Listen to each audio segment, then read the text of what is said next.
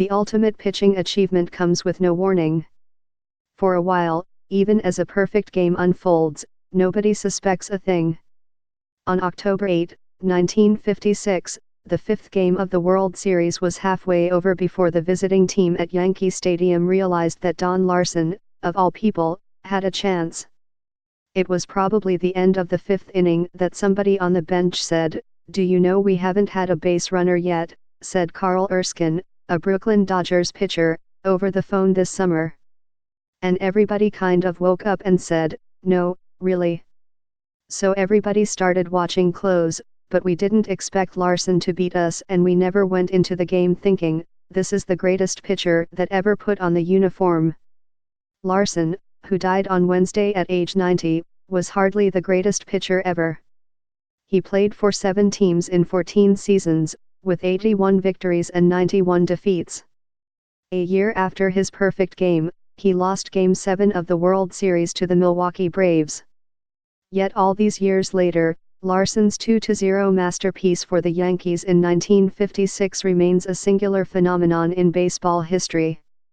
No pitcher has carried even a no-hitter into the 9th inning of a World Series game since. The closest, according to the Elias Sports Bureau, was Boston's Jim Lonborg, who no-hit the St. Louis Cardinals for 7 2/3 innings in Game 2 in 1967. Larsen lived the rest of his life as a baseball legend, his name among the most hallowed in the history of the sport. "I mean, it was perfect game. You never even looked at his stats over his career," Joe Torre, the Hall of Fame manager, said by phone on Thursday. And a perfect game is one thing, but to do it in the World Series is certainly another level of excellence. It's like, when you think of Ron Swoboda, you think of his catch in right center field in 1969, diving with no chance to catch the ball, and he did. You look at his numbers and say, "Okay, nothing that's startling." But when something happens in the World Series, you're always going to hold it in high regard.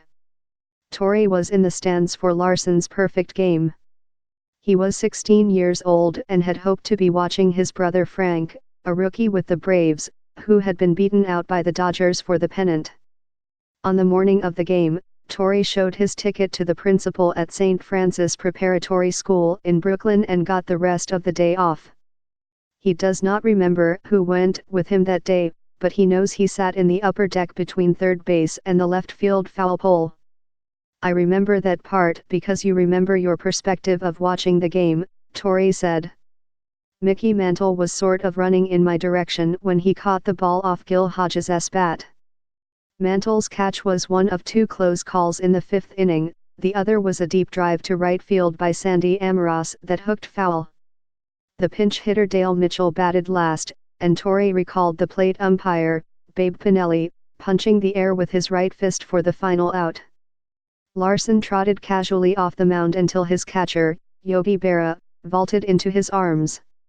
"It's funny, leaping into the pitcher's arms is something I'd never done before," Berra wrote for the New York Times in 1998.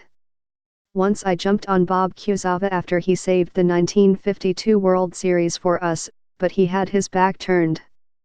Berra called Larsen "Ol Goonie Bird," and said he sometimes had to work to keep him focused during games. News media reports of the perfect game played up Larsen's personality. "Clown Prince ascends the throne," said a headline in the Star-Ledger of Newark. Jimmy Cannon, the renowned Newsday columnist, called Larsen a midnight kid who doesn't miss many laughs. The Daily Mirror's Arthur Richman, later a club executive who encouraged the Yankees to hire Torre, was friends with Larsen and went out with him the night before the perfect game. For years, the avuncular Richman would tell the story of how he urged Larsen to take it easy, just in case he pitched the next day. "God love him," Torre said, laughing. "I can just hear Arthur saying, 'Donnie, Donnie, you should get some sleep, Donnie.'" Larsen must have had a lot on his mind. The day of the perfect game, his estranged wife, Vivian, asked the state Supreme Court to hold up his World Series winnings in an alimony dispute. A court order over unpaid child support was said to have been in Larsen's locker as he pitched. Newspapers called him a playboy. By the end of his career, though, Larsen had settled into a role as an elder statesman. He logged time with the Athletics, the White Sox, the Giants, the Astros, the Orioles, and the Cubs. He faced the Yankees as a Giants reliever in the 1962 World Series, and helped mentor a young Jim Palmer with Baltimore 3 years later. He was a huge guy, very soft-spoken, a really nice man, Palmer, the Hall of Fame pitcher, said by phone on Thursday, recalling a time when manager Hank Bauer called Larsen into a game at Yankee Stadium, only to realize he had summoned the wrong pitcher. 9 years earlier he'd pitched the greatest game in the history of the World Series, and now he comes in and Hank says, "No, I don't want you, you've got to go back to the bullpen," Palmer said. But he was the type of guy it didn't bother him. He was a gentle giant. Palmer starred on the mound in the 1970s, a decade in which no pitcher threw a perfect game. The feat has been accomplished only 23 times, and Larsen's was the only one between 1922, Charlie Robertson, and 1964, Jim Bunning. 2 other Yankees, David Wells in 1998 and David Cone in 1999, have done it, and Larsen had a connection to both. Larsen and Wells both attended Point Loma High School in San Diego, and Larsen threw the ceremonial first pitch to Berra on the day of Cone's gem. Cone pitched his in July and Wells pitched his in May, Torre said, and if it was reversed, neither one of them probably would have done it, because Cone needed the warm weather to stay loose and Wells needed the cool weather to keep from getting exhausted. The stars have to be aligned, I guess. 7 Hall of Famers have pitched a perfect game, but so have 7 pitchers with a sub-500 career record. Larsen's day stands out above all, a testament to the enchanting whims of the baseball gods.